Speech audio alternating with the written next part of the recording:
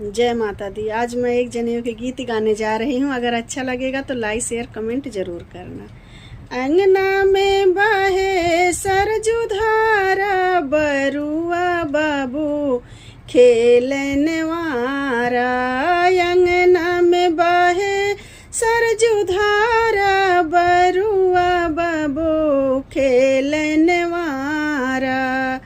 ई बरुआ अपने पापा के प्यारा, ई बरुआ अपने पापा का प्यारा।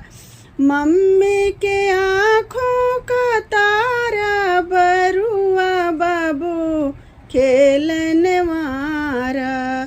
मम्मी के आँखों का तारा, बरुआ बाबू खेलन वारा।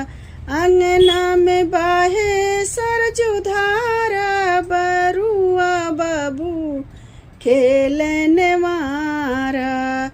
ई बरुआ अपने चाचा का प्यारा, ई बरुआ अपने चाचा का प्यारा।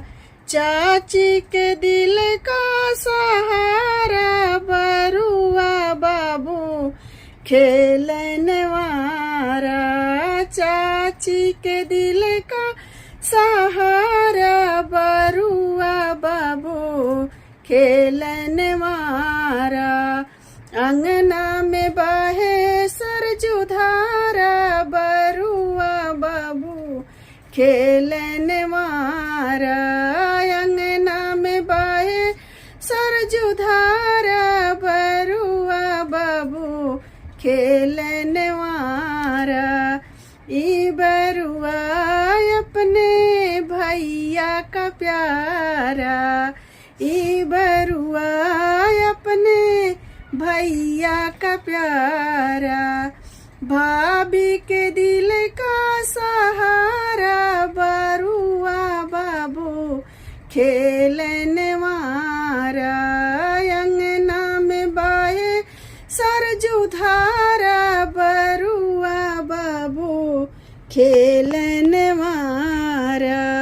अंगना में बाहे सरजू धारा, बरुआ बाबू खेलन